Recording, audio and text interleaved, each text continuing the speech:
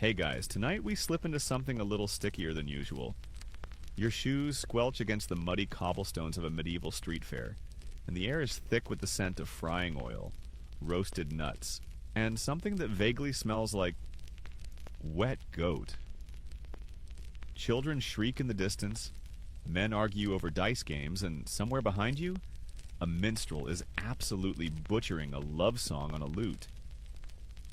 Welcome to the wild, fragrant chaos of the medieval marketplace, where everyone's hungry, everything's slightly suspect, and yes, you probably won't survive this. So before you get comfortable, take a moment to like the video and subscribe, but only if you genuinely enjoy what I do here. And hey, while you're settling in, post your city and local time in the comments. I love seeing where in the world we all meet to wind down. Now dim the lights, maybe turn on a fan for that soft background hum, and let's ease into tonight's journey together. You're in a rough spun tunic and your hands are already sticky with some kind of honey glaze. Someone thrust it at you a minute ago, probably a fritter, and you ate it without asking what it was. That's kind of how things work here. In the center of town, under striped canvas awnings, sellers line the square, waving snacks in the air and yelling over each other like auctioneers. A short, bearded man with only 3 teeth promises his candied hazelnuts will cure your melancholy, while a woman offers blessed bread knots for half a penny. You pass a stall selling frictilli, deep-fried dough ribbons, twisted into knots and drenched in honey. They sparkle with a dusting of crushed almonds and, if you're lucky, a hint of cinnamon. Historians still argue whether these were only eaten during Lent, or if people just said that to sound virtuous. Either way, it's not Lent now and no one's pretending. A child brushes past you, cheeks bulging with what looks like a flattened date cake, and you catch a whiff of rosewater. Yes, rosewater, because even junk food can be fancy when sugar is still imported from faraway lands and costs more than a new goat. Sugar, by the way, is still sometimes sold by the apothecary, because technically it's medicinal. Got a headache? Try this peppermint sugar stick. Swollen gums? Maybe a syrup of violets and sugar will do the trick. Feeling sad? Candy. At one cart, a vendor sells what he calls poor man's joy, a kind of chewy barley candy stretched into glossy strands and wrapped around a twig. It's slightly burnt, slightly bitter, and probably picked up a few flies during display, but it sticks to your teeth like a promise you can't undo. A loud pop cracks nearby, and you turn to see a cook with a makeshift fryer. Basically a blackened pot of bubbling lard over a wood fire. He drops blobs of batter into the fat with a flourish, then pulls them out when they're golden and puffed. Fried milk curds, he says, jabbing one at you on a splintered stick. Still warm. It tastes like sweet cheese, if sweet cheese were dunked in oil and served with a prayer. You edge toward the booth selling dried fruits, figs, raisins, and something he calls Persian Delight, which may or may not be actual dates. The sign boasts "No worms today" in rough paint, which is not as reassuring as intended. There's a woman next door offering candied ginger and sugar roses, tiny sculptures molded from boiled sugar and tinted pink with beetroot. She lets you smell one before you buy. It's surprisingly fragrant and somehow less sticky than your current hand situation. You buy one, eat it in 3 bites, and nearly chip a molar. Worth it. A little side alley is crowded with children, huddled around a boy holding what appears to be roasted chestnuts, but they smell faintly odd. You ask, and he grins. Mice, he says. Dipped in wine and grilled. Want one? You back away, bumping into a cart selling tarts filled with something purple. You don't ask questions anymore. You're learning. Not all is sweetness and joy, though. A beggar nearby is chewing on a crust so hard it looks fossilized. A few stalls down, a woman is hawking leftover festival pies, made 2 weeks ago probably, but wrapped in new pastry to hide the smell. They're cheap and someone's buying them. There's a man singing rhymes about his candied apples, offering 1 free lick to passing girls. His apples are bright, glistening red, But you overhear someone whisper that he coats them in pig fat to make the candy shine. Again, do not ask questions. Back near the center, a brawl breaks out between two vendors arguing over territory. One of them throws a pie. It splatters on the cobblestones and a dog instantly lunges for it. Everyone laughs. The market smells like sugar and sweat and smoke, and your feet are starting to stick with every step. Mainstream fact? Here it is. Fried and sweetened street food was very real in medieval Europe, especially in bigger towns during festivals and feast days. Fritters, honey, cakes, and fruit-stuffed pastries were sold from carts or by peddlers, and people went wild for them. Fringe tidbit? Some sellers actually dyed their candies with beetroot juice or saffron to make them look richer, because appearance mattered. A bright pink sugar treat sold faster than a dull one, even if they tasted the same. And here's your scholarly mystery. Historians still argue whether medieval food vendors followed set recipes or just freestyled based on available scraps and seasonings. Some argue there were local guild-approved recipes for sweets, while others believe vendors made up dishes on the spot and just hoped no one got sick. Someone hands you a cone made of folded parchment, filled with roasted chickpeas and drizzled in vinegar and herbs. You pop one in your mouth. Crunchy, sour, weirdly addictive.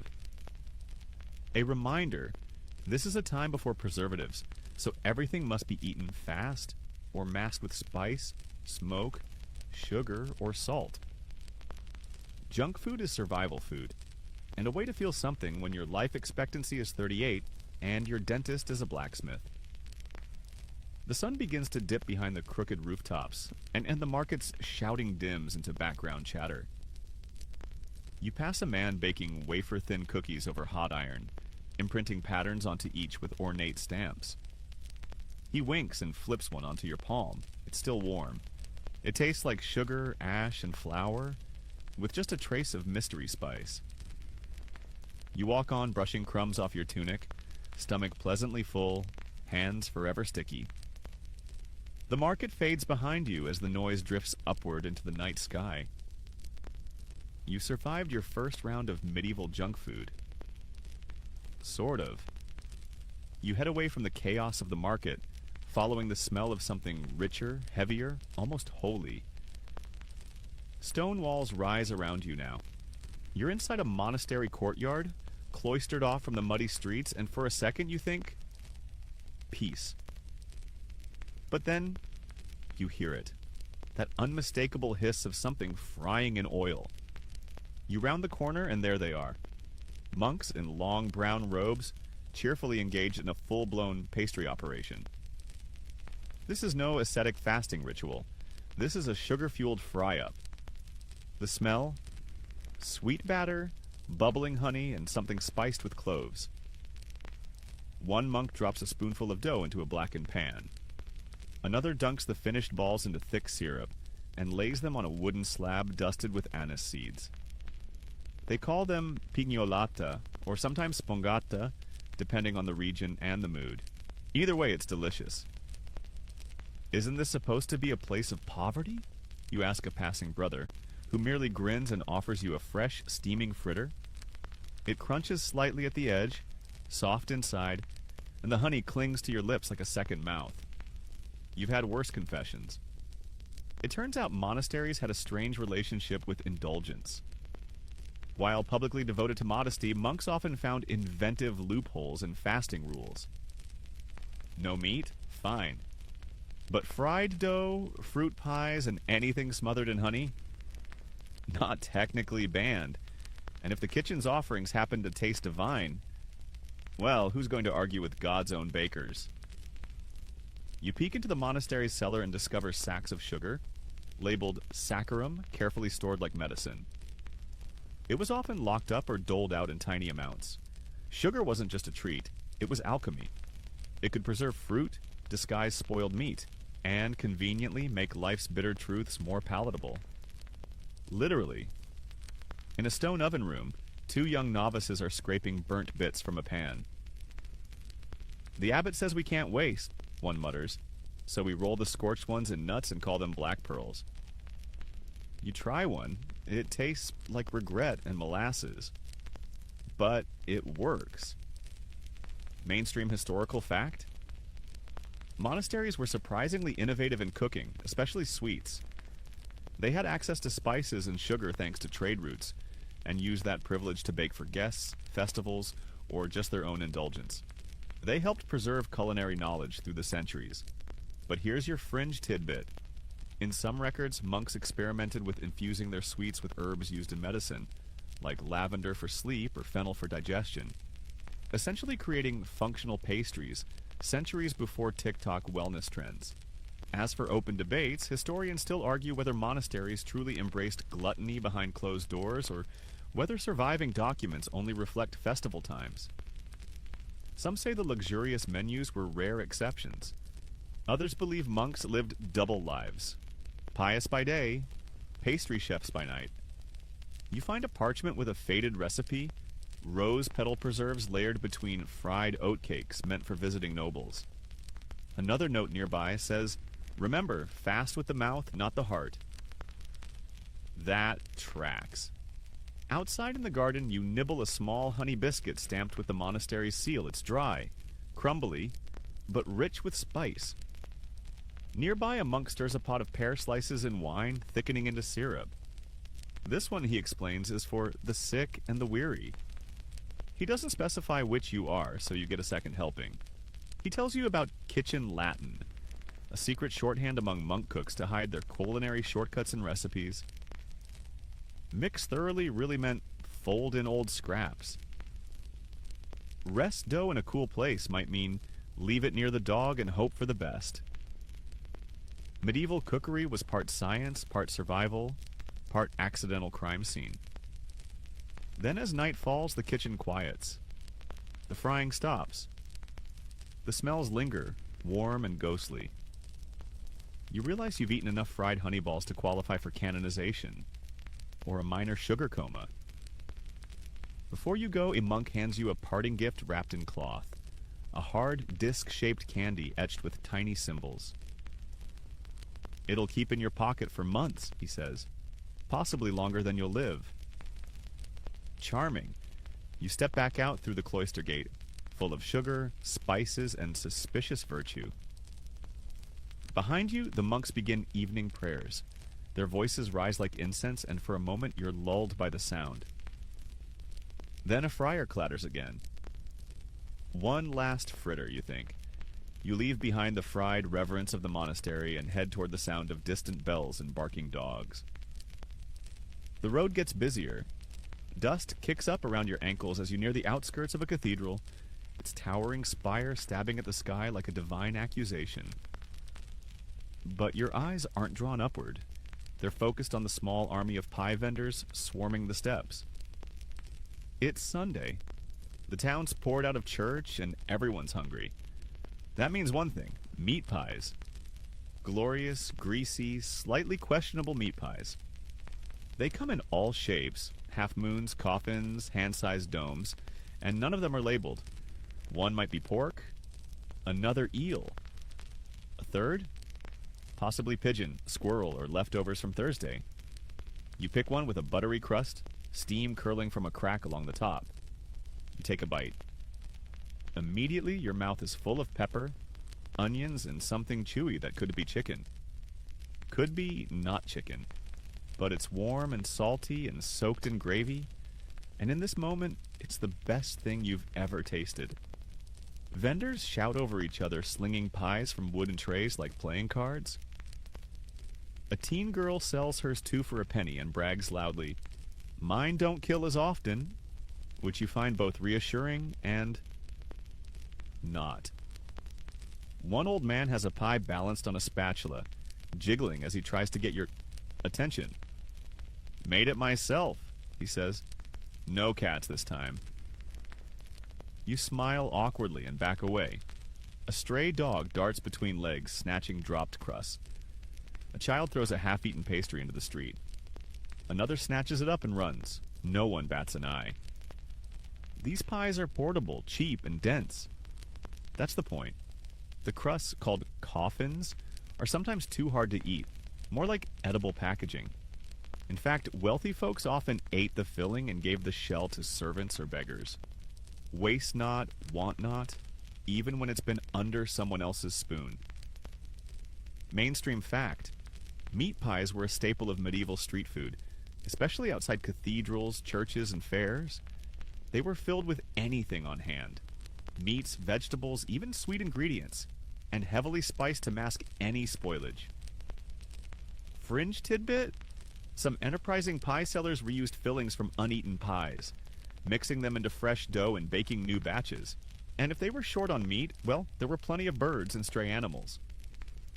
There's even a rumor, totally unproven, that some vendors ground up old leather, soaked it in broth, and passed it off as mystery meat.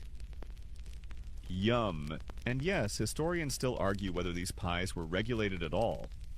In some cities, there were supposed to be pie inspectors, actual officials who tasted and weighed pies to make sure they weren't full of lies and rot.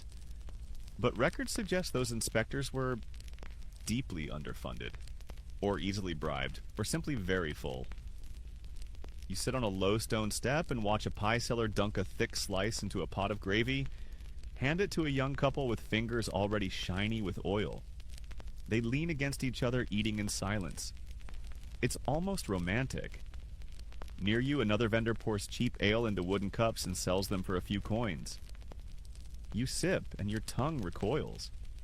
It's sour and flat, but it washes the pie down. Next to him, a woman sells hot hands, basically meatballs on a stick, wrapped in greasy cloth to keep them warm. You try one. The cloth might be cleaner than the meat, but it tastes like spiced heaven. There's music now.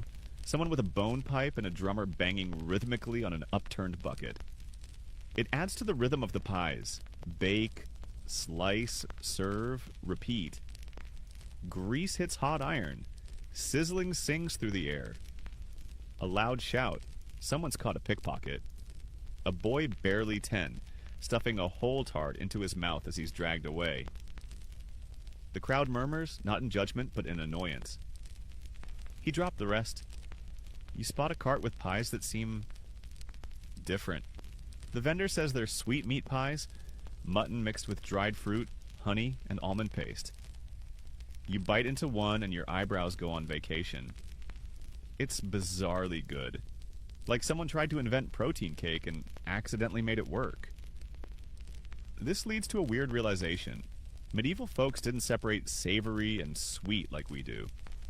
Everything was a little of both. Spices like cinnamon, nutmeg, and ginger showed up in meat dishes all the time. A pie might contain apples and beef. Sugar was a spice, not a dessert line. A friar nearby blesses a baby, then walks over and buys 3 pies, stuffing one into his mouth before the coins even change hands. He sees you looking and shrugs. Heaven has room for joy, he says, chewing loudly. At some point, you lose count of how many pies you've eaten. Your hands are shiny. Your stomach protests. A small child offers you a mint leaf to clean your teeth. You thank her and pretend to use it. As the crowd thins, you notice the vendors packing up. Pies not sold are slid into cloth sacks or handed off to local dogs. A few go straight back into ovens for tomorrow's batch.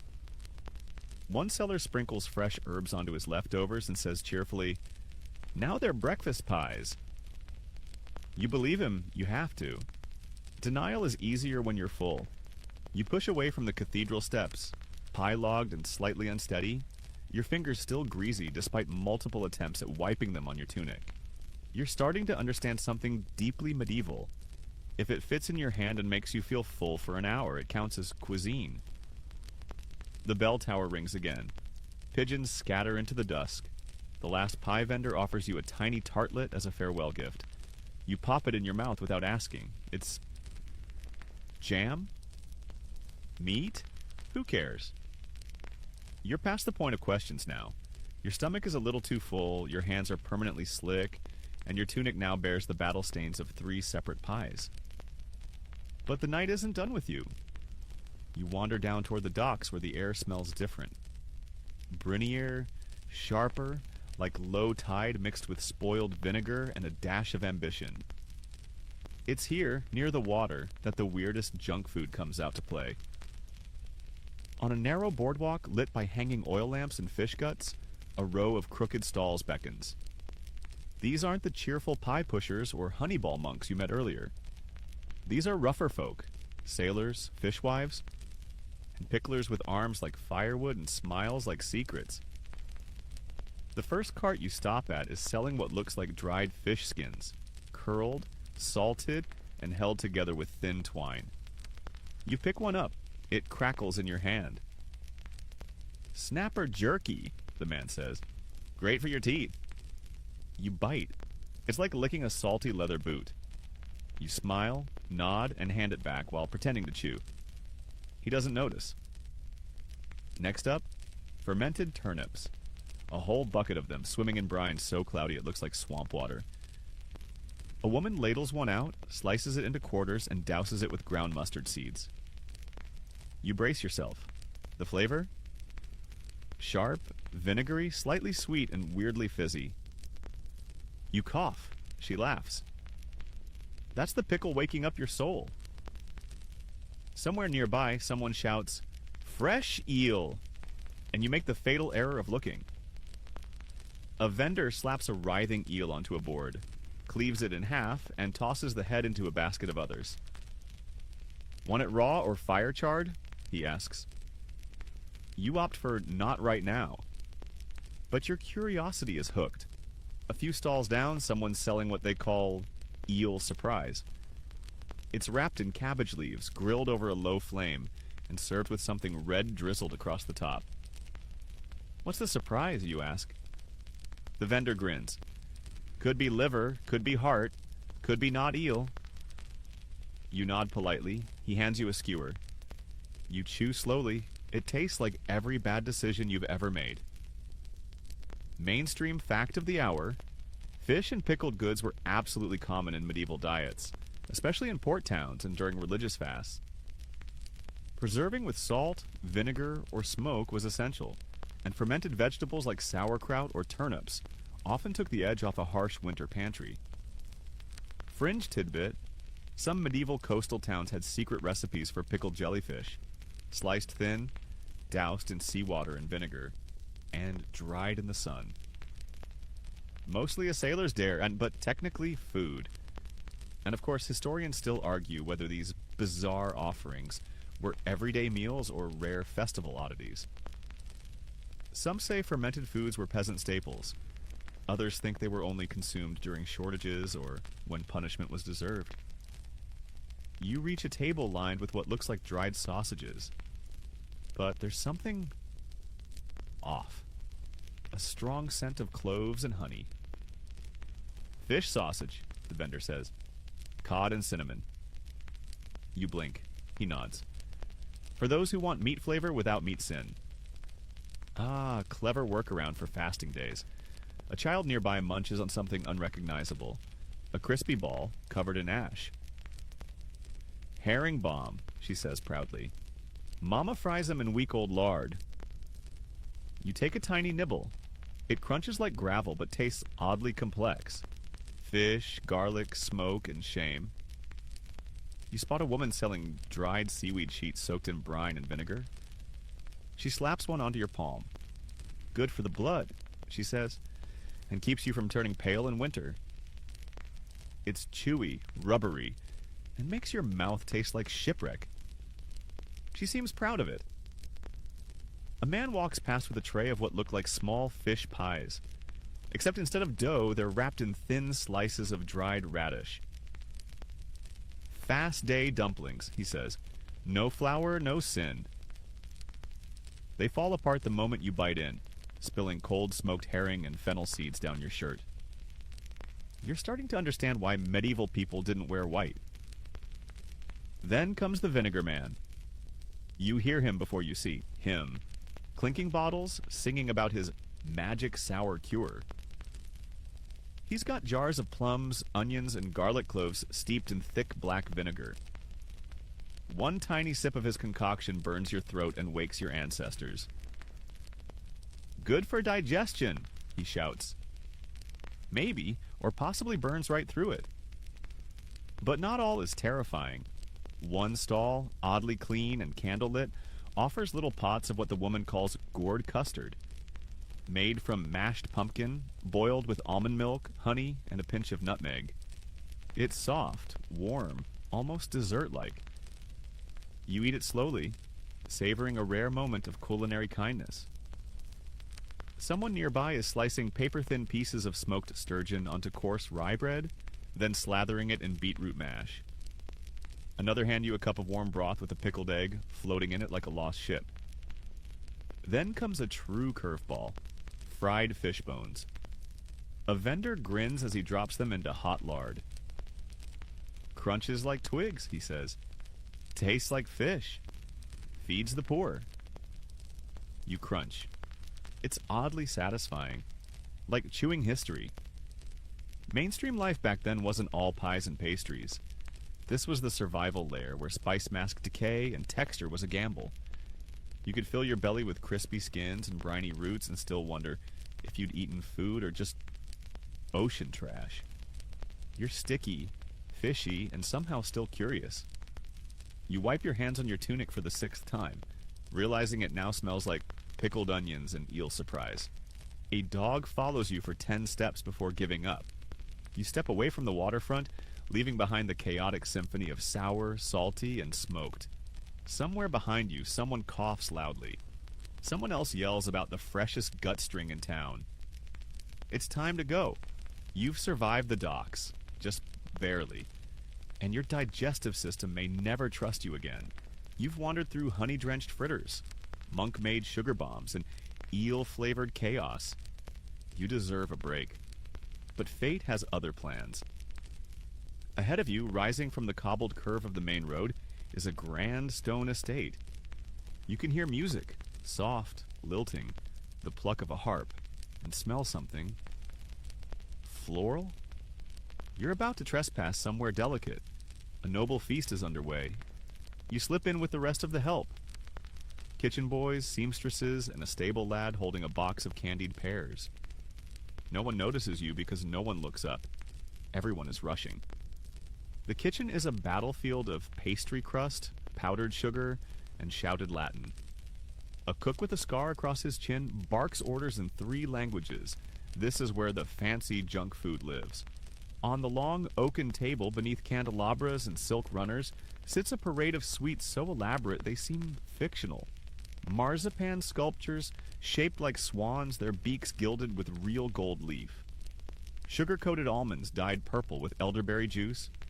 Jellies made of rose petals trembling like royal secrets. A noblewoman nearby daintily picks up what looks like a sugar cube, but it's stuffed with clove and saffron. Her mouth tightens. Too bold, she murmurs, then discards it into a golden bowl of rejects. You, meanwhile, have snagged something palm-sized and glistening. A fruit tart topped with candied orange peel. The crust flakes like snow. The filling is thick and floral, scented with what might be violets. It's strange. It's perfect. Mainstream fact? Sugar was status. In the medieval upper classes, showing off with exotic sweets, especially imported spices and bright dyes, was a big deal. If your marzipan sculpture could survive the dance floor, you were doing it right. Fringe tidbit: some nobles commissioned sugar models of castles, animals, or even their own faces, just to smash them dramatically at the end of a banquet. Think of it as medieval piñata energy, only stickier. And yes, historians still argue whether all nobles truly enjoyed these sweets, or just ate them to show off wealth. Some accounts suggest that many found them cloying, strange, or even medicinal. But refusing dessert was a political act. So they smiled, chewed, and swallowed gold if they had to. In the corner, a small group of children in velvet tunics is playing Feast or Famine, a game where they pretend to be beggars and toss sugar beads into each other's mouths. One of them is eating what looks like a tiny pie made of almond paste and lemon zest. Another holds a sugar quill, a feather dipped in syrup and hardened until crunchy. A footman brushes past you with a platter of gingerbread tiles, each carved with animals and flowers and glazed with honey. You snag one. The spices hit your tongue like a sermon. Cinnamon, clove, maybe a touch of black pepper. It's not just sweet, it's assertive. One serving girl whispers that some nobles request candied rose petals soaked in wine and crushed pearls. Pearls? You ask. She nods. Good for the skin, she says. You doubt it. But they sparkle in the light, so who's to argue? In the next room, there's a massive sugar fountain. Boiled sugar syrup poured into a delicate spiral sculpture that seems to melt as you watch. A boy licks a piece and instantly cries out. It's hot, he wails. Of course it is. It's literally molten. You retreat to the kitchen, which is somehow even more chaotic than the feast itself. Cooks with flour-covered faces toss trays back and forth. Someone is torching a sugar dome with a stick pulled straight from the hearth. A recipe pinned to the wall reads, Pines of Guillaunt. Pine nut candy, rolled in honey, set with silver foil. You blink. Giant pines? No, just an exaggeration. Everything here is. A baker slides a tray of sugar plums, actual dried plums stuffed with almond paste and rolled in crushed mint, into your hands. You eat 3 before realizing they were meant for the Duchess. Oops, well, too late now. A scribe sits in the corner painting little cards to accompany each dish. One reads, Sweet paste of paradise taken for melancholy and tooth despair. Apparently sugar was still being passed off as medicine, even here. Especially here. At some point, someone hands you a goblet of almond milk, thickened with rice flour and laced with rose water. It's creamy, floral, oddly refreshing. Also room temperature, which feels like a betrayal. By now, you're dizzy from the sugar, the perfume, the smoke. But you're not done. You see a platter being carried out to the high table, bearing a single stunning subtlety, a sculpted centerpiece made entirely from sugar and dyed pastry. This one is shaped like a knight kneeling before a sugar-coated lion. It's art. It's food. It's probably going to be eaten in exactly 4 chaotic seconds. You follow the platter out, just in time to hear the host bellow, Bring out the comfits. From a side door, a flurry of trays appears. Tiny spiced nuts coated in hard sugar shells, called dragues. They clatter into silver bowls like gemstones. Some are colored with saffron or beetroot, others dusted with fine gold powder.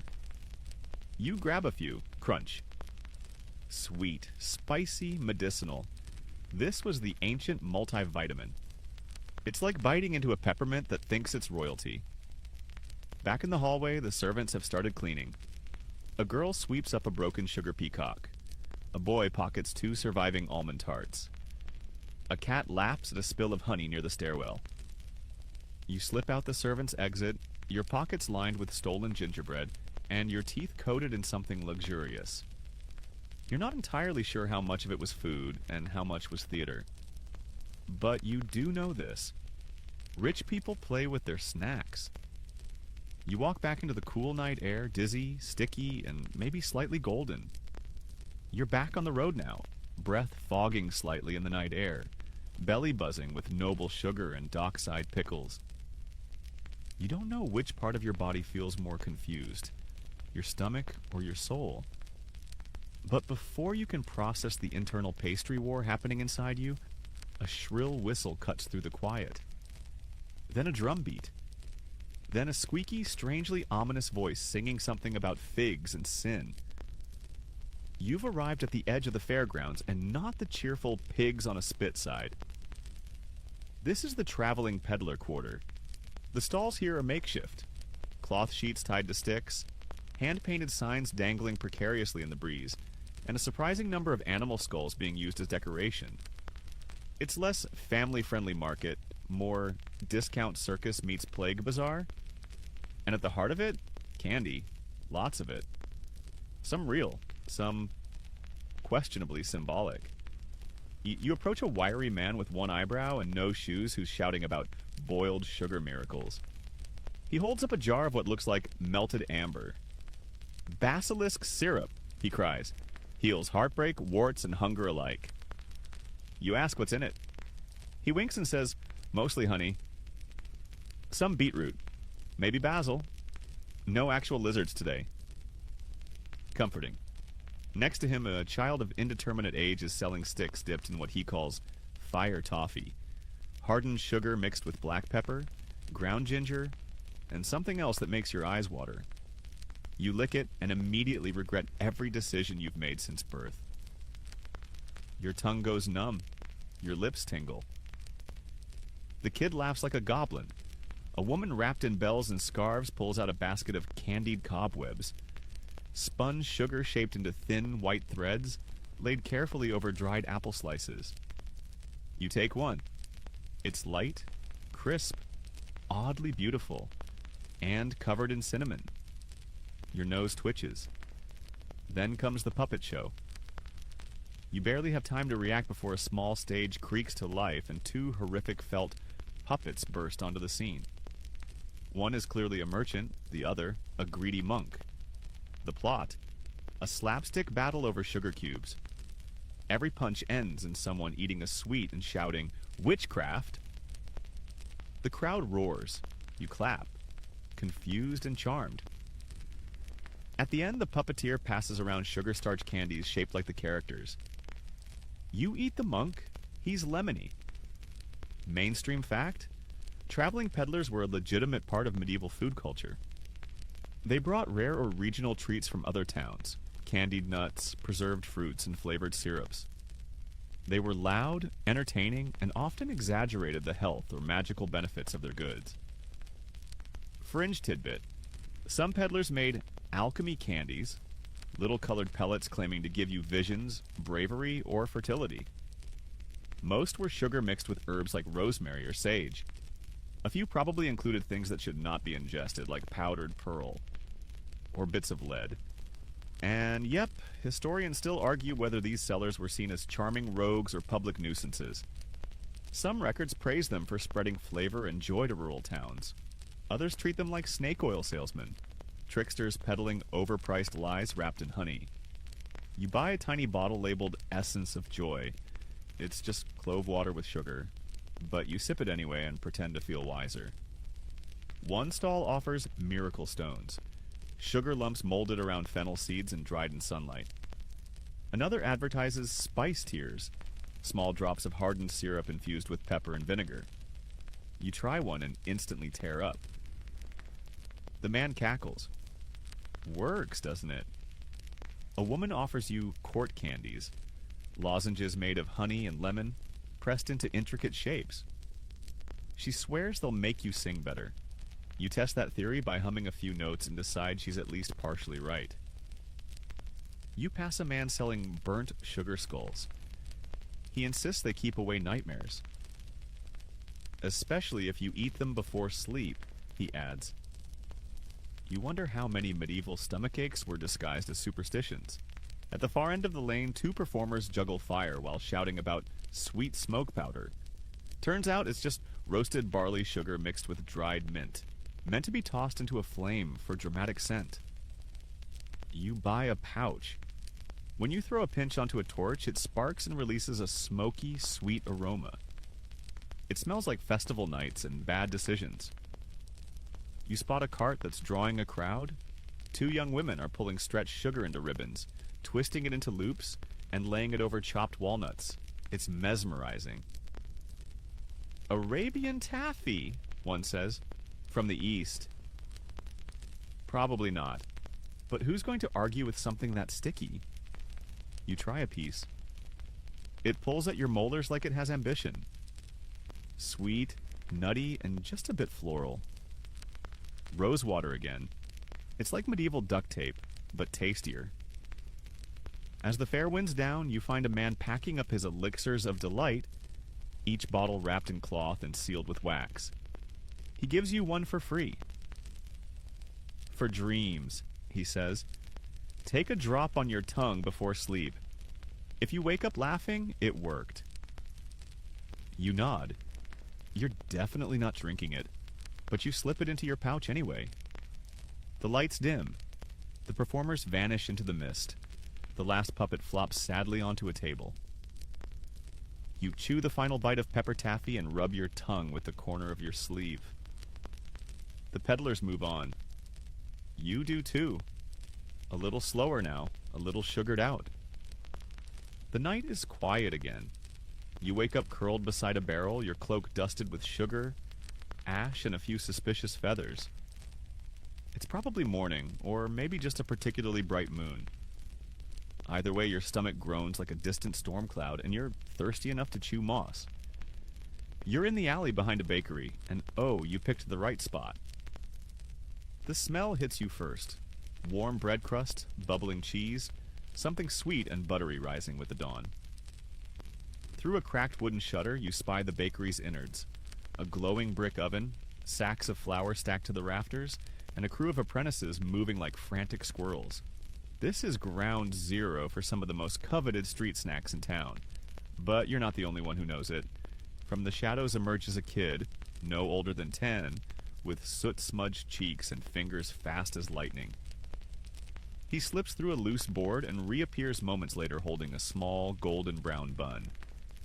He tosses it to another boy waiting nearby, who wraps it in cloth and scampers off. You're watching a black market pastry operation in action. The kids work in pairs, one to snatch, one to sell. The goods? Leftover morning buns, cheese rolls, yesterday's honey cakes. Sometimes burnt, sometimes still warm.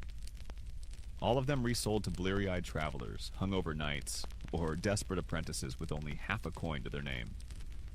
You follow one of them through the back alleys, where he sets up a makeshift tray outside a tavern door. Within minutes, he's sold out.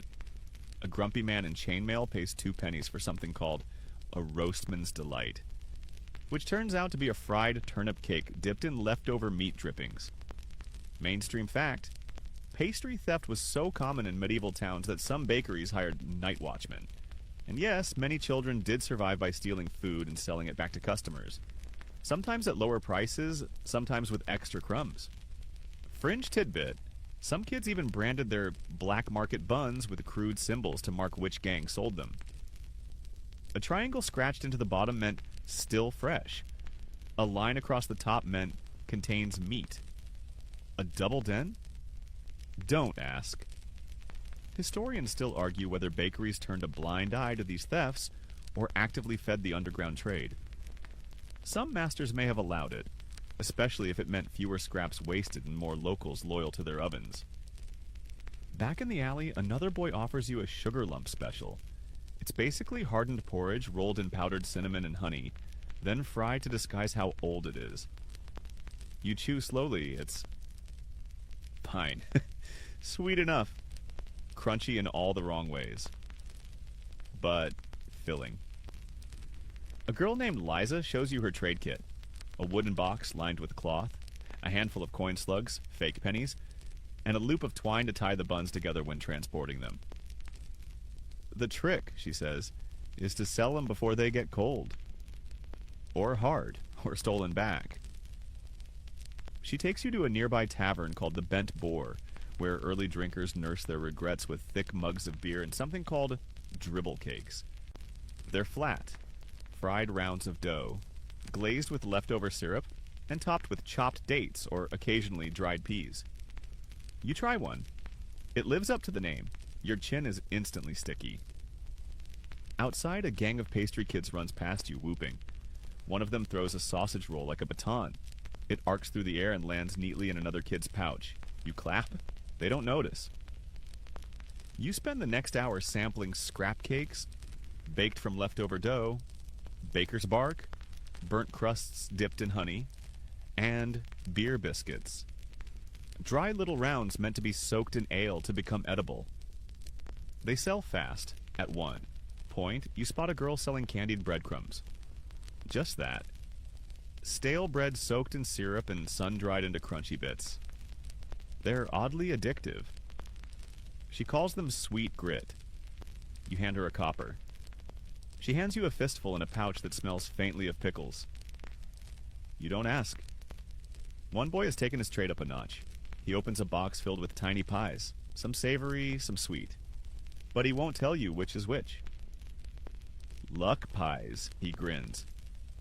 You try one. It's mashed peas, and plum jam. You're not mad, you're just confused. Mainstream bakery law did exist. Cities like London had a size of bread laws to regulate loaf sizes, flour quality, and pricing. But enforcement was spotty, especially at dawn behind closed shutters. What mattered most was hunger and hustle. One old man, clearly drunk, buys 5 scrap buns and offers them to the tavern cat in exchange for blessing his dreams. The cat hisses. You take that as a no.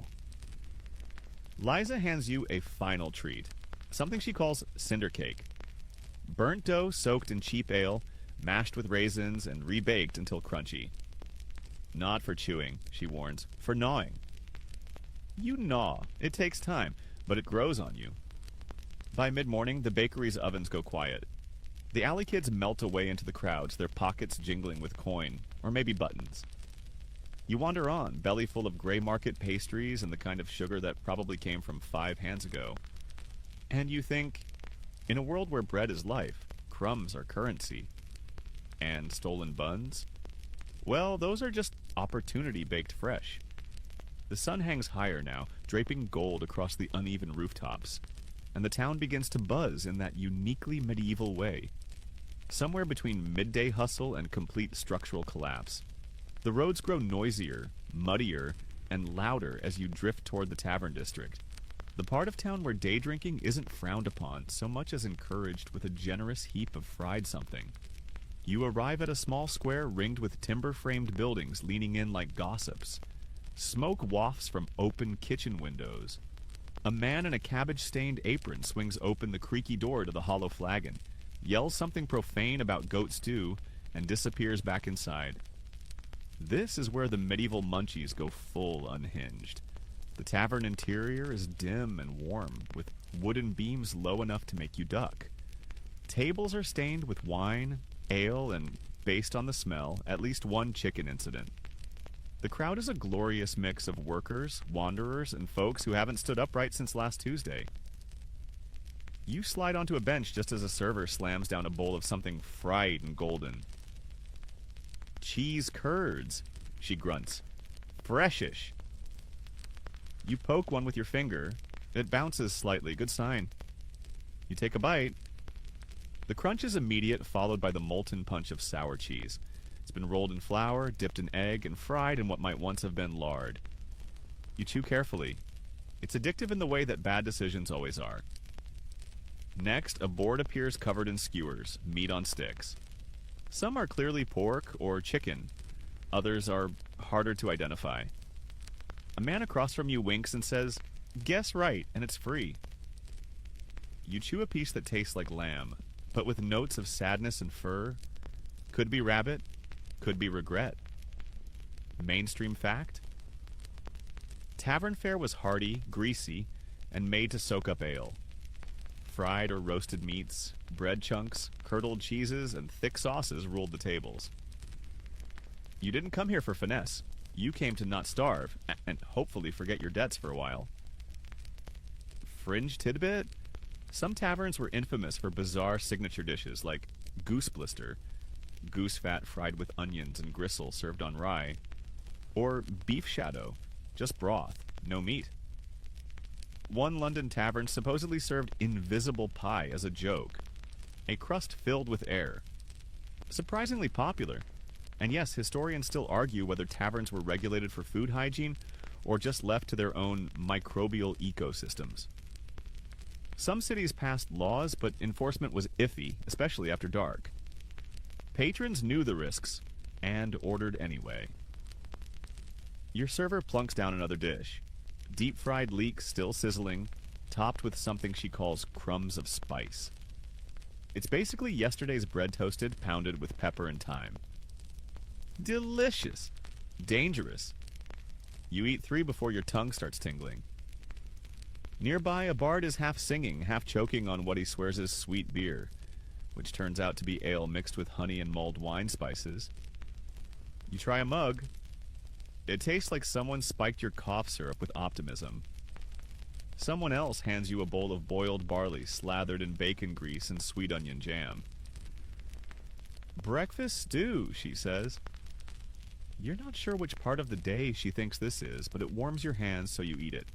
On a dare, you try something called whelp fritters. Essentially scraps of meat, hopefully not actual puppies, mashed with beans and dipped in batter. The cook assures you it's traditional. He also assures you it only causes mild hallucinations when fresh. Fantastic. A group of travelers nearby munches on a pudding board, an array of tiny boiled cakes made from sweet, dried fruit, and spiced breadcrumbs. Some are sweet, others savory. One tastes like cloves and lamb. Another strangely like mint and despair. You eat a drunken turnip, soaked in leftover wine and roasted until caramelized. It tastes like someone tried to reinvent candy using only bitterness and hope. You eat too. Back behind the bar, the tavern's cook flips a pan of bramble mash, berries, oats, and beer boiled into a sticky paste and fried into lumpy cakes. He plates them with what looks like soft cheese. You take a bite. Sweet, sharp, weirdly comforting. Like being hugged by someone wearing an onion necklace. Then comes the most feared snack of all, the tavern egg. It arrives unannounced, balanced on a tiny wooden cup, wobbling with barely contained menace. The server simply says, "One bite." You do it. Because you're brave or foolish. The egg is soft-boiled, then rolled in barley ash and fried in tallow. The inside is somehow both runny and dry. The flavor? Smoky, funky, bold, like licking the inside of a chimney. You chase it with sweet beer and stare into the void for a bit. Mainstream tavern snacks weren't meant to delight. They were meant to fill you up, keep you drinking, and maybe help you forget how damp your boots were. Fried cheese, spiced crumbs, boiled bread paste. It all went down easy enough after 3 mugs of warm ale. Someone at the end of the table bites into something and shouts, "Toad!" Everyone laughs. Apparently it's just sausage. Probably. A girl slides a plate towards you with a whisper. Try this. It's just bread, fried in goose fat, topped with mashed parsnip and sugared onion. It tastes like autumn and dental regret. You nod gratefully. The tavern dims as evening approaches. Lamps are lit. The smell of smoke and grease thickens. Someone starts singing again, worse than before. A cat jumps onto your table, steals your last cheese curd, and disappears like a thief in the night. You've eaten your way through every questionable snack this place offers. Your breath could peel paint. Your tunic now has more oil stains than fabric. You regret nothing. As you step out into the dusk, stomach heavy, face glowing, you realize something profound. Medieval taverns weren't just places to drink. They were where the art of drunk eating was born, and where your digestive system officially gave up trying to make sense of anything. The tavern's greasy glow fades behind you as the street grows thick with the scent of incense, roasting almonds and too many unwashed feet. The bells are ringing again, not for church but for celebration. You've stumbled into a feast day. And friend, medieval feast days are where food and chaos hook arms and dance barefoot in the mud. People spill into the square like honey from an upturned jar, loud, sticky, and slightly fermented. Flags flutter from windows. Children dash past with sweet rolls in both fists. Someone is juggling eggs. Another is clearly failing to juggle eggs. A priest in crimson robes is blessing a giant cake, while 2 boys steal figs from its backside. No one stops them. That's part of the fun. You're surrounded by the smell of almond cakes baking on hot stones. Some are shaped like animals, pigs, birds, or dragons, and dyed pink with beetroot, or yellow with saffron. Others are humble rounds, brushed with honey and pressed with stamps of saints' faces. You grab one, bite in, and nearly choke on a clove. It's sweet, peppery, and definitely not FDA approved. A woman near the church entrance hands you what she calls miracle bread. Thick slices dipped in sweet wine and roasted over coals until the crust caramelizes. She whispers that it's good luck if you eat it with your eyes closed. You try it. It burns your lip. Good luck indeed. Mainstream historical fact. Religious festivals were some of the biggest excuses for food blowouts in the medieval calendar. Even the poorest people would save up ingredients or beg for extra grain to cook something special. Almond cakes, sweetbreads, and fruit pies were the heroes of the hour. Fringe tidbit. On some feast days, entire streets were lined with what were basically early buffet tables. Wooden boards piled with pastries, fried cheeses, nuts, and fruit pastes. The catch? No one cleaned them between uses. You just wiped your hands on your neighbor and kept chewing. And yes, historians still argue whether these massive food displays were actually common or just local to bigger towns. Some claim smaller villages celebrated with simple loaves and stew. Others believe even the tiniest hamlet found a way to fry something and call it holy. Back in the square, the blessing of the mead is happening. A monk swirls a jug, prays loudly, and promptly drops it. The crowd cheers. Everyone starts drinking. Mead is poured from barrels into wooden cups, ceramic mugs, and, once you see, a hollowed-out cabbage. Nearby, someone hands you a honey puff. It's fried dough dipped in mead syrup and rolled in crushed nuts. Your fingers stick together instantly. A child offers you a rag. It is already sticky. A troupe of dancers whirls by, flinging rose petals and powdered sugar. You get hit in the face with both. It's festive. It's itchy. Food vendors are working overtime. One woman flips oatcakes on a griddle while simultaneously selling tiny tarts filled with apple and mustard. You try one. It tastes like a fight between autumn and sinuses. You pass a group of men eating beer buns, thick rolls soaked in ale, grilled until crispy, and topped with a smear of pickled onions. They laugh too loud. One offers you a bite. You accept. Your breath now has its own agenda. Near the church, a pile of boiled sweets is being guarded by a child with a wooden sword. Pilgrim's Joy, he calls it. Honey drops with crushed fennel supposed to protect you from temptation.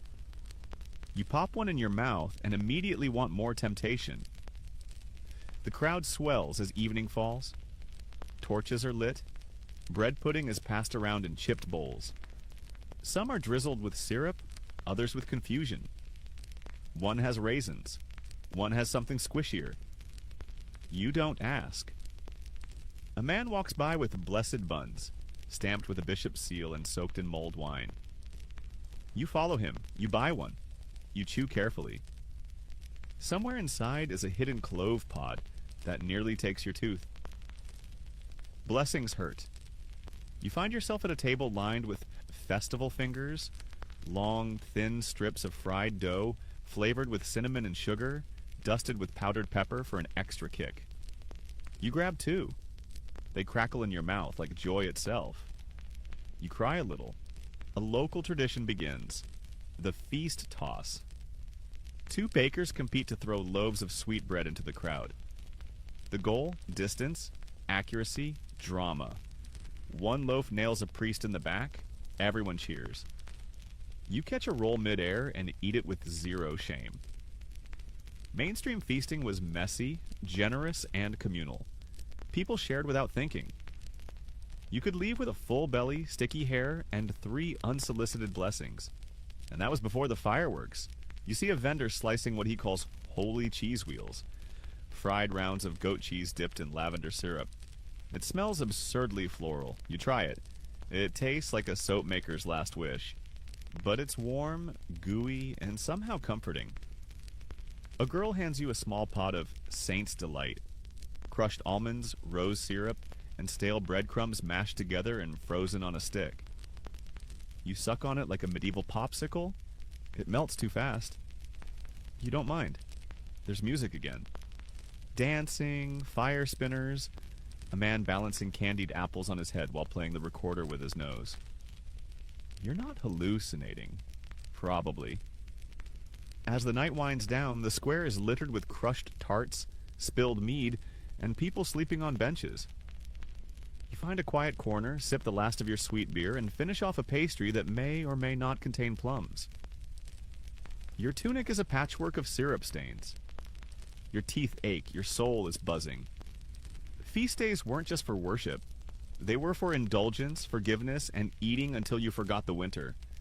And in that spirit, you take one last honey puff, stuff it into your mouth, and lean back against the wall with a sigh. You're full, you're sticky, you're victorious.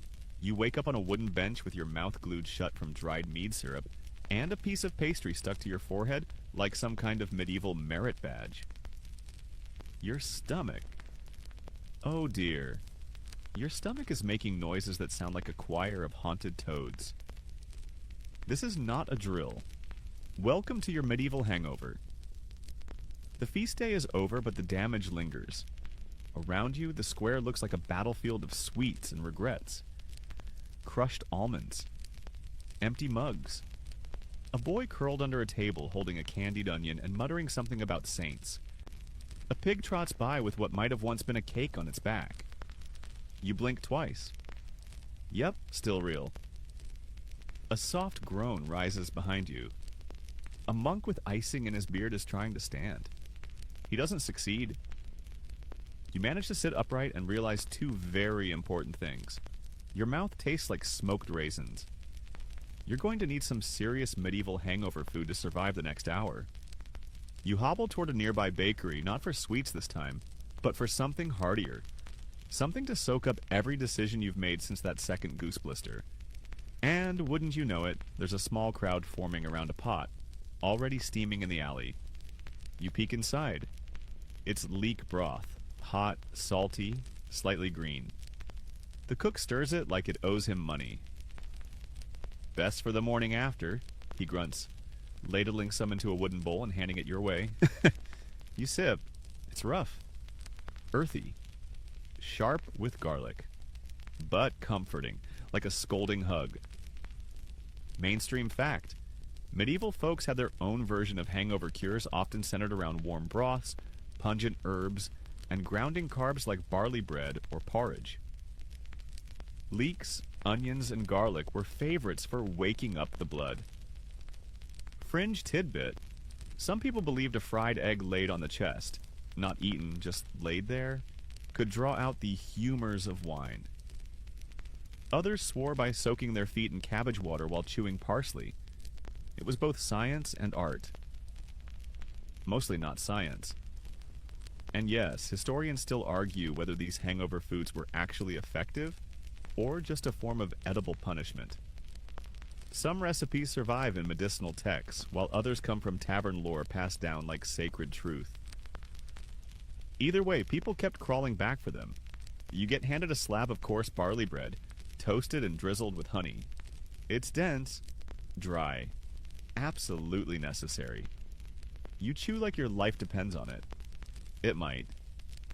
Beside you, a man nurses what looks like a bowl of boiled oats with shredded apple and black pepper. Wakes up the belly, he says.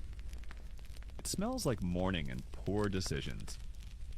A girl stirs a pot of pottage, basically everything left from yesterday's stew mixed with more water, some carrots, and a questionable egg. You pass. She shrugs and eats it anyway. You try ale custard, a thick spiced pudding made from day-old ale milk and crushed nuts. It's strangely effective. You feel yourself slowly returning to the world of the living. Then someone hands you a roasted onion. No sauce. Just charred layers, a dash of salt, and a prayer. You bite in. Sweet. Software somehow healing. You nod silently.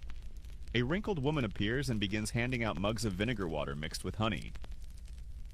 Cleanses the gut, she says. You take one. It tastes like punishment. You drink it anyway. Some hangover cures seem spiritual. A boy lights a twig of sage and waves it around your face. You're not sure if this is medicine or a prank. He drops a ball of fried cheese into your hand and runs. You're offered a fire bun, a bread roll stuffed with garlic, pepper, and mustard seeds. It's hot, like smoke coming out your ears, hot. But by the third bite, your headache retreats like a frightened bandit. Across the square, someone's frying parsnip pancakes. Thin, crisp, and served with a dollop of thick yogurt and chives. You get one. You eat it in 2 bites. Life improves. You overhear 2 men debating hangover methods. Boiled nettle tea, I swear by it. Raw egg and cider? You're both mad. Black pudding and a run. No one is running. They all have pudding. A kind baker offers you bread ends. Crusts soaked in sweet wine and baked again into crunchy bites. Leftovers for the soul, she calls them. You take a few. They work.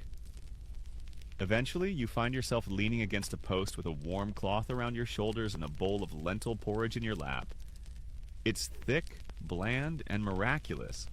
Your brain stops spinning. Your heart stops dancing.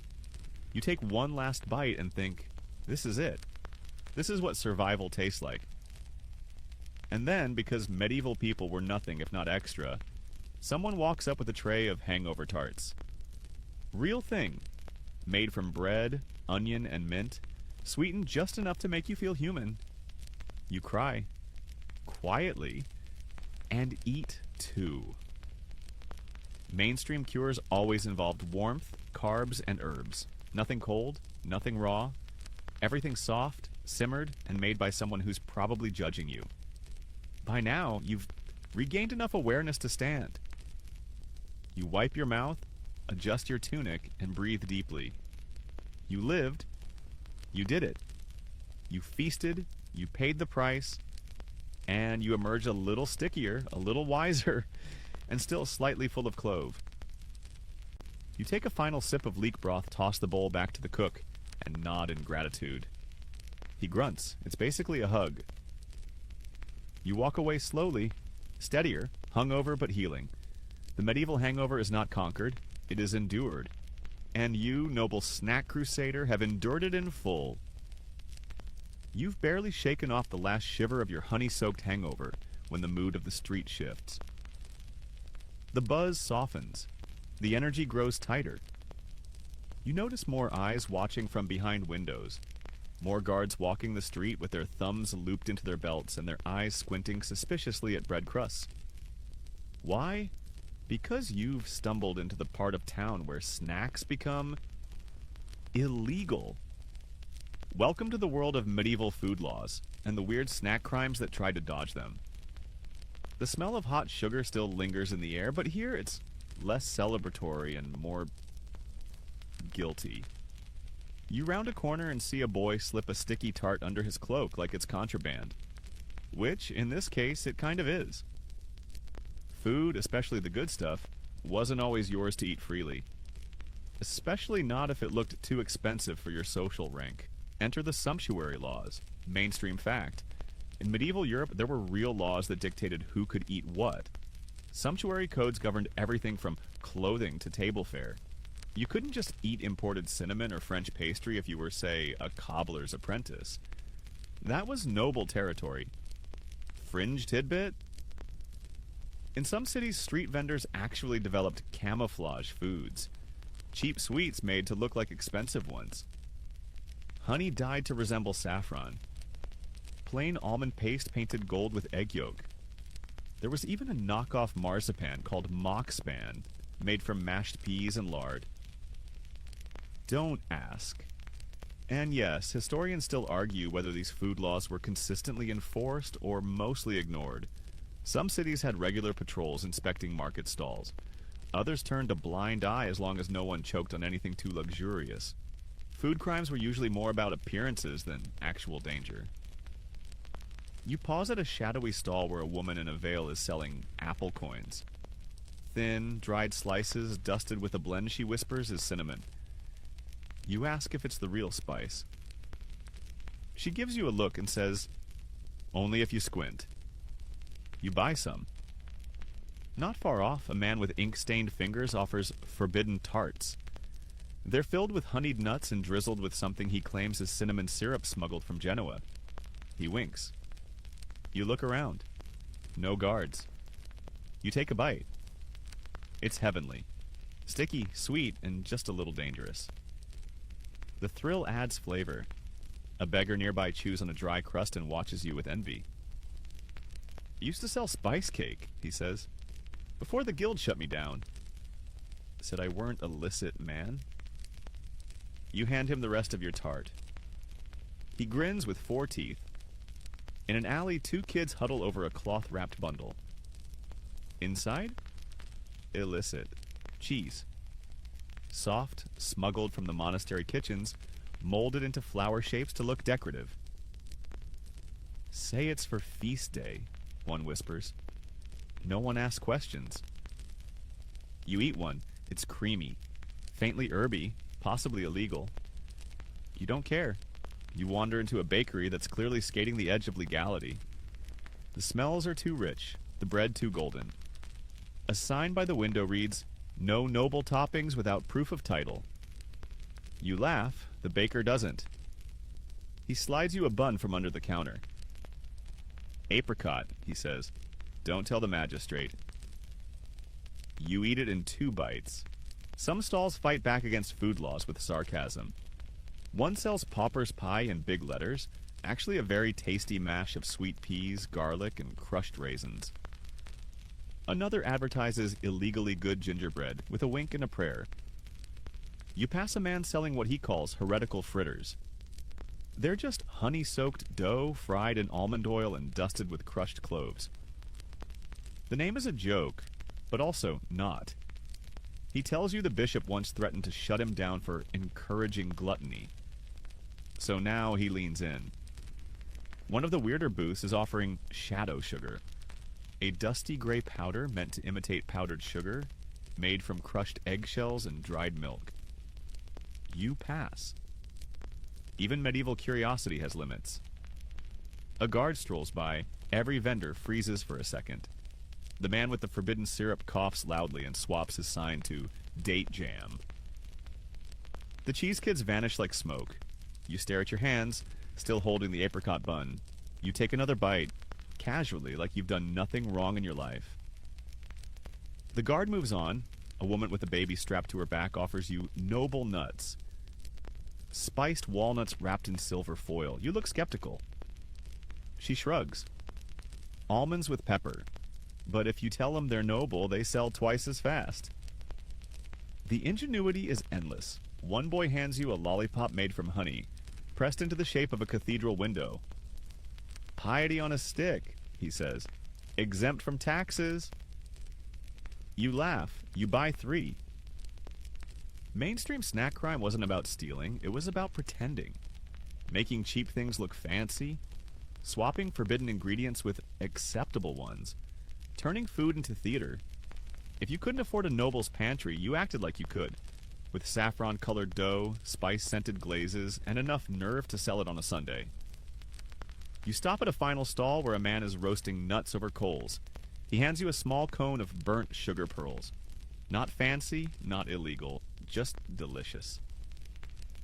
A moment of calm in the chaos of coded cuisine. He nods toward the market's edge. "Next town over, they jail you for rosewater," he says. "Here, just don't get caught." You walk off chewing slowly, the sweetness lingering in your teeth like a half-kept secret. Not all crimes are loud. Some come wrapped in dough and dusted in forbidden spice. And honestly, they taste better that way. You head east, weaving through crooked alleys until the buildings start to sag and everything smells faintly of vinegar and smoke. This is where food goes to die, or occasionally to rise again in glorious disguise. Welcome to the land of street confections and fake freshness, where apples sparkle with lies and every sweet has a backstory. You spot the first sign of trouble hanging from a cart like a badge of honor. Best apples in Christendom. The apples themselves, though, waxed to a shine, stacked in impossible pyramids, and a little too perfect. You pick one up and sniff. Vinegar. Definitely vinegar. The seller sees your expression and leans in. "Little trick of the trade," he whispers. "Soak 'em in sour wine and rub 'em with chalk dust." Brings out the blush. You raise your eyebrows. He shrugs. People want their apples to look blessed. Who am I to disappoint? Mainstream fact? Medieval fruit sellers often faked ripeness by polishing apples with cloths, dipped in vinegar or rouge. Some even carved shallow lines into the skin and rubbed in ash or beet juice to create a just-picked illusion. Fringe tidbit? A few vendors supposedly used powdered brick to tint their apples red. Not exactly toxic, but definitely not FDA approved. Some even used wine lees, fermented grape gunk, as a glaze. And historians still argue whether this kind of fruit fraud was widespread or just a city trick. Some scholars believe it was a street-level hustle in larger trade hubs. Others think it was a standard part of the produce game, right down to the village market. You take a bite, it's soft, floury, vaguely fermented. Not great, but not awful. A little excitement for the immune system. As you chew, a boy walks past juggling something sticky on sticks. Sugar berries, he calls, though they're clearly just hawthorn pods dipped in thick syrup and rolled in dusted breadcrumbs. You try one. Crunchy, sweet, hollow in the middle, kind of like optimism. Down another alley, a woman sells Saint's Tears, clear sugar drops shaped like tiny pearls, strung on linen thread and worn like edible jewelry. Bite 'em during prayer, she says. Softens the words. You nod reverently and bite one. It sticks to your tooth like betrayal, but it tastes like lavender and lemon, and that counts for something. You pass a stand where old fruit is reborn as candy. Mushy pears mashed into paste, boiled with honey, and rolled into sticky parchment sheets. Pear paper, the vendor calls it. Travel snack, won't rot. You buy one. It's chewy, tart, slightly fibrous, a medieval fruit roll-up. At the far end of the row, a vendor stands beside a pot of bubbling syrup.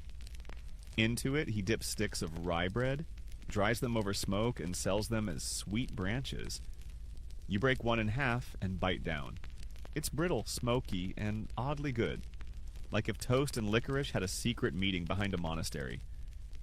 Not far away, someone's selling angel chips, fried pastry shards drizzled with honey and dusted with black pepper. They crunch like parchment and melt into heat. You cough once, you eat 5. Suddenly, a shout. Rancid figs! Everyone freezes, but it's just a prank. A group of kids huddles in the corner with a basket of dried figs and a pouch of chalk. They're rubbing it onto the fruit to age them for fun. We sell 'em cheap, call it rustic, one explains. Folk eat it up. You try one. It's chalky, sweet, maybe haunted.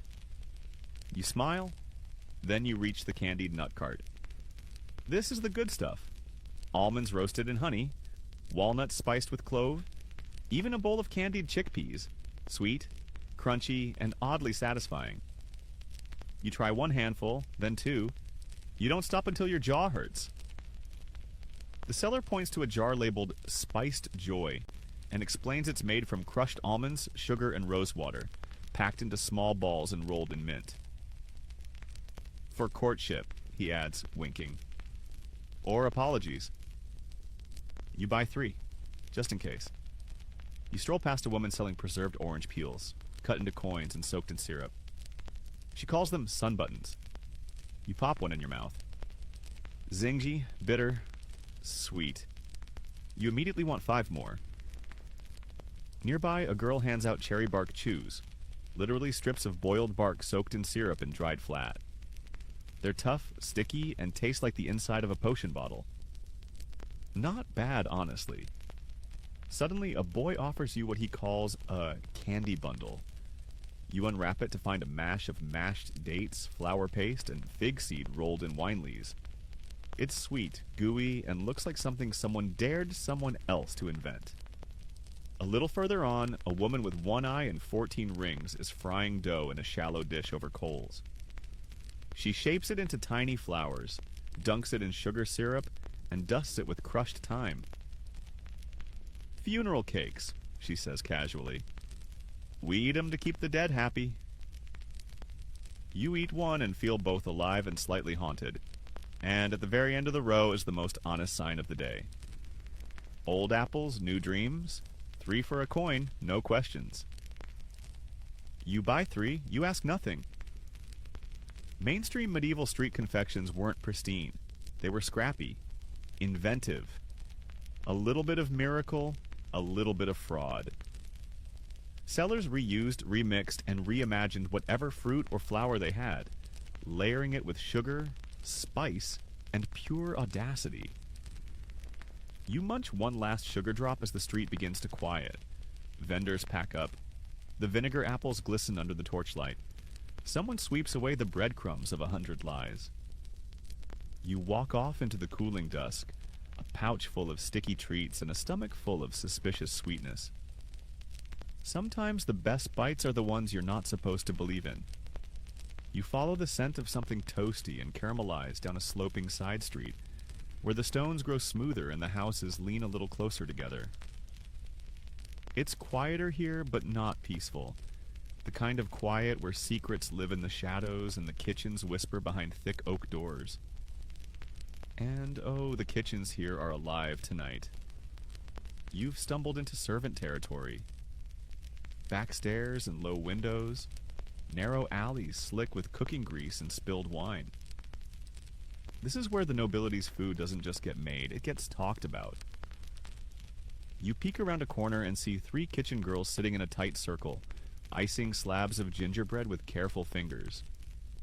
One holds a piping cone made from parchment. The others dip their tools in bowls of honey and cinnamon. They're laughing, softly at first, then louder. You hear one say, "Did you hear what the Lord's daughter did with the minstrel?" The icing slips. They all squeal.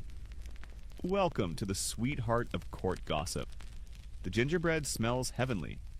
Clove, anise, black pepper, molasses. It's being shaped into tiles, pressed with woodblock patterns.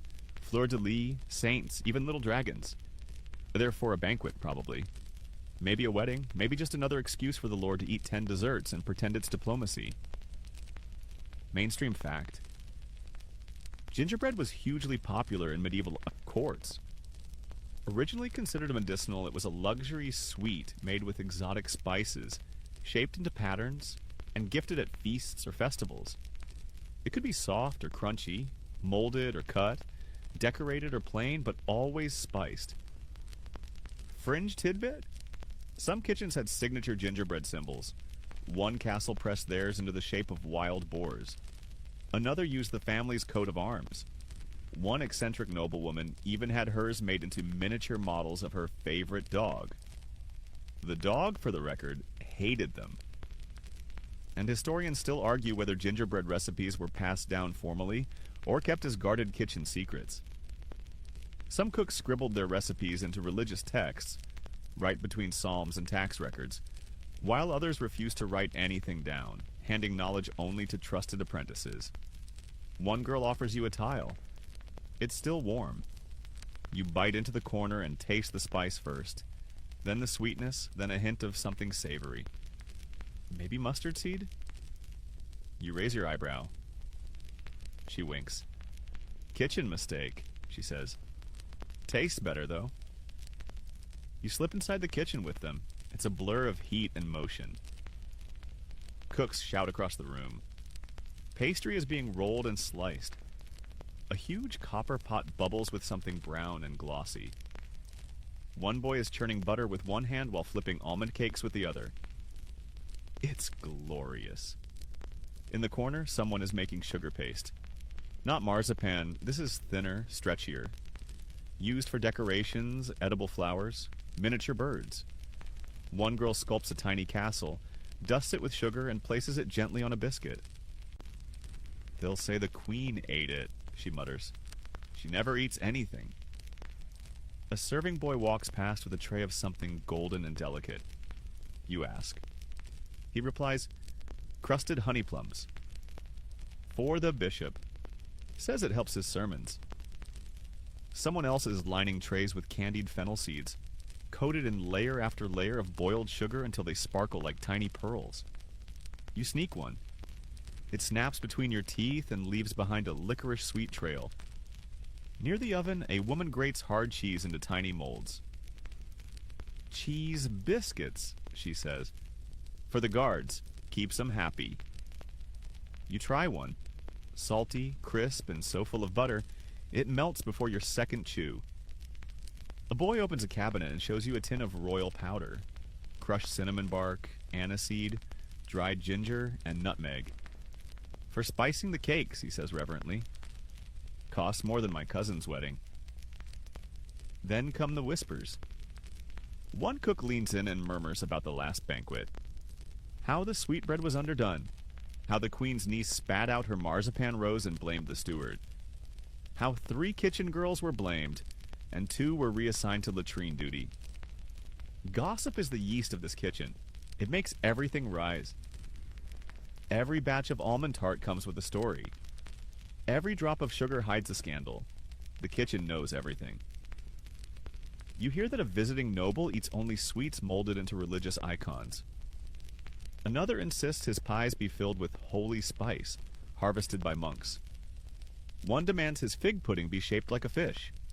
Because reasons. You pass a tray of sugar-glazed wafers and ask if they're for dessert. A girl snorts. Number for war.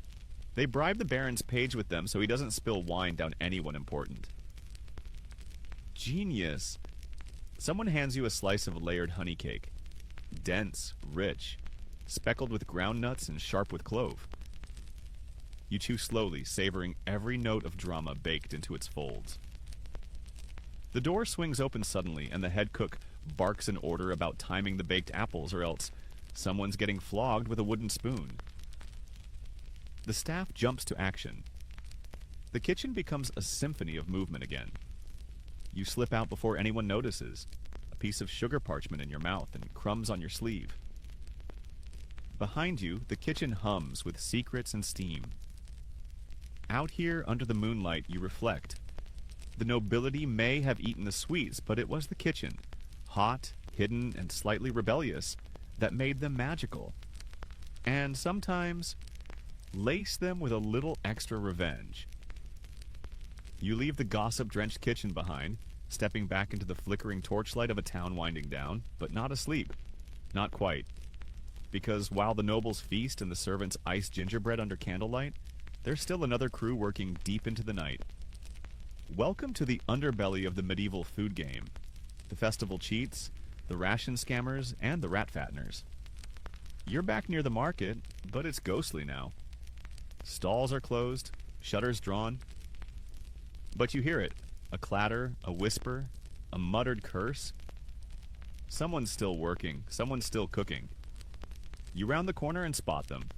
Vendors with no permits, hawking snacks made from what most people would politely call reclaimed ingredients. Crusts from feast tables, trimmings from pies, the heel of a loaf still soft in the center if you're lucky. The first stall is lit by a single stub of tallow. A man crouches behind it, rolling old bits of barley bread into small rounds and brushing them with watered-down honey. "Cake bits," he says. "Half price. Full taste." You try one. It's spongy, stale, but the honey masks the sin. Mainstream fact. Nothing went to waste in a medieval kitchen. Leftover scraps were reused, resold, or repurposed into new dishes. In fact, there were whole street economies built on edible secondhand goods. Bread crusts, meat drippings, boiled bones, even cheese rinds. Fringe tidbit? Some vendors went further. There are records of meat pies made with stale bird flesh soaked in vinegar and ale for a day to soften it, then mixed with dried fruit and spices to hide the texture. Rumors persist that some even used rat meat. Not diseased street rats, of course, fattened ones. Kept in cages, fed with care. Historians still argue whether rat meat was common fare or just urban legend. In some regions, it's documented as a famine fallback. In others, it's whispered as something those other villages do.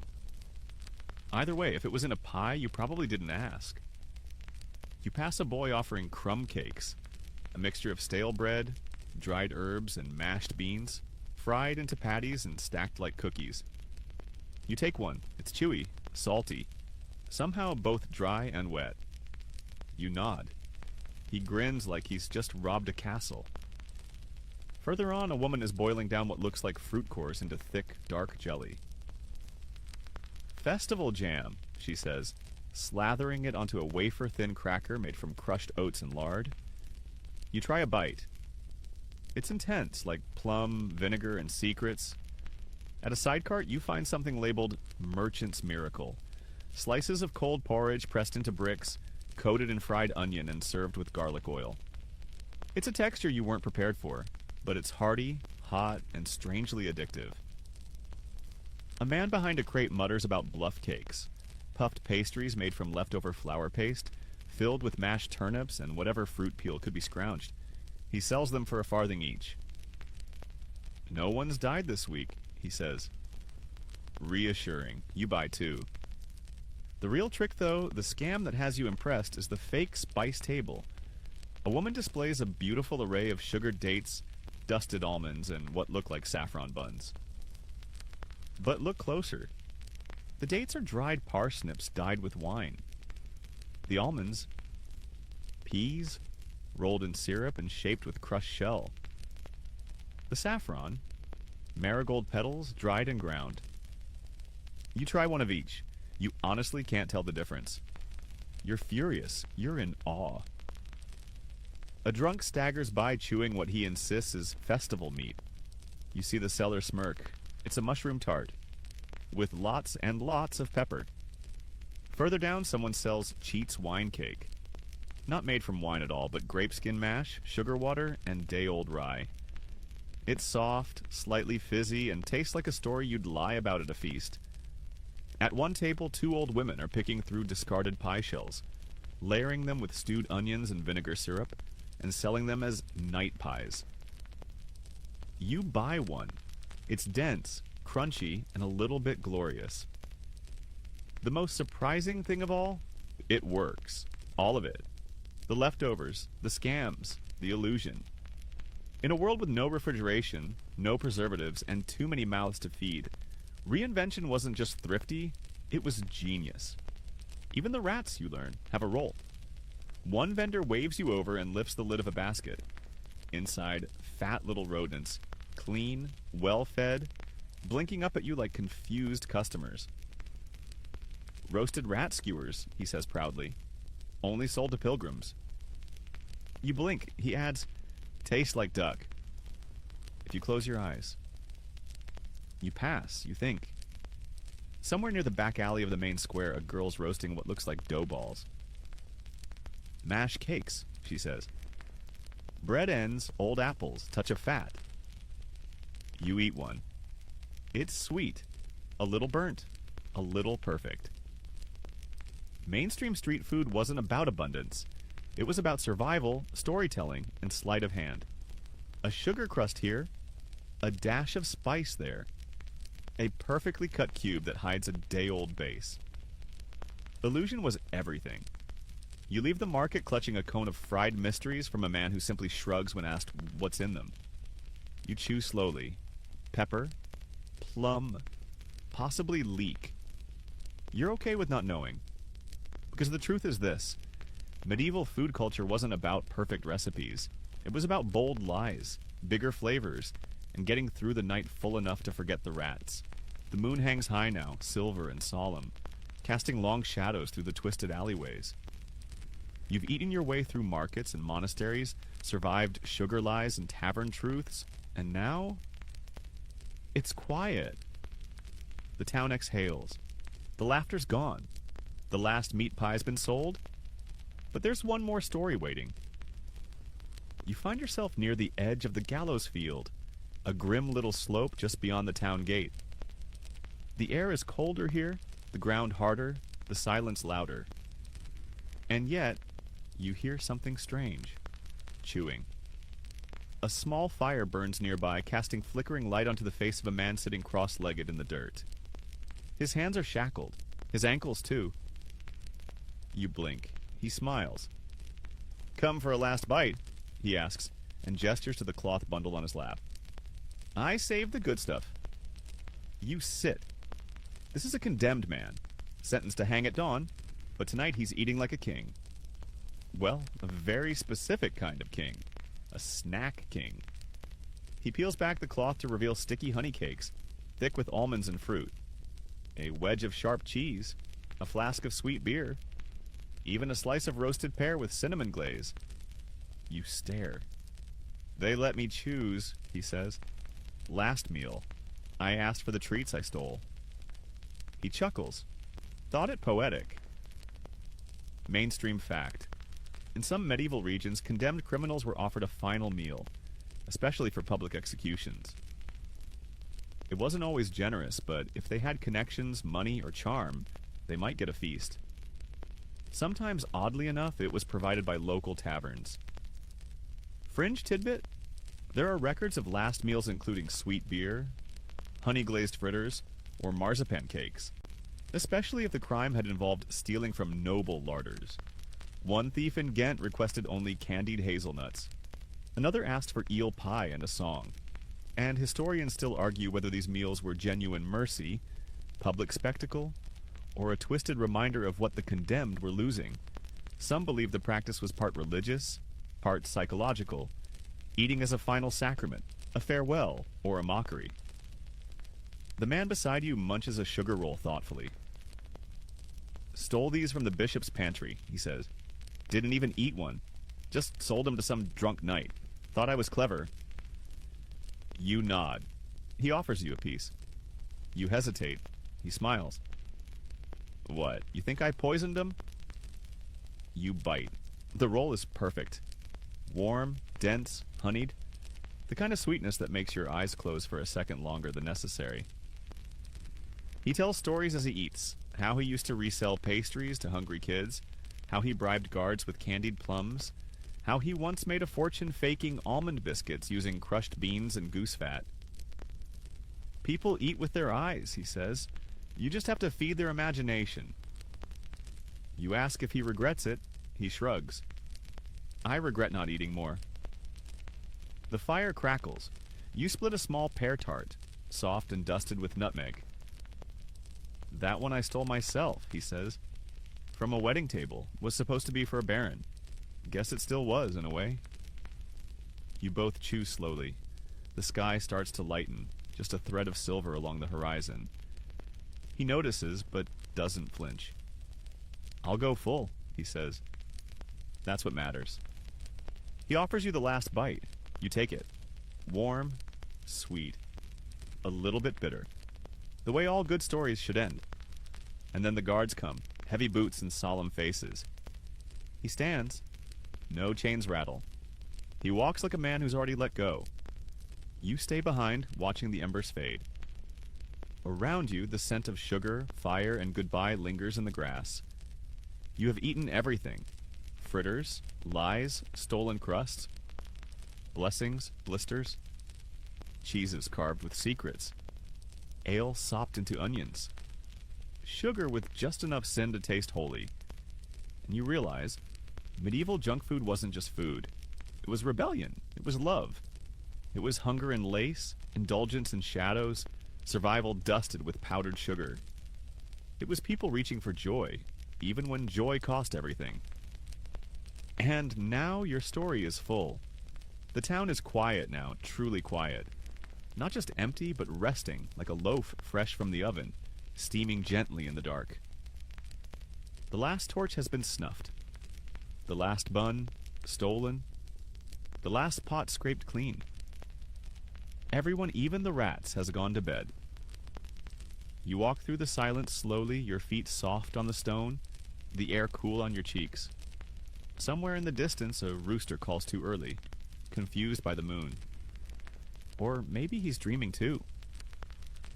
You pass the empty market, the still warm hearths, the flickering candle left behind in the monastery window.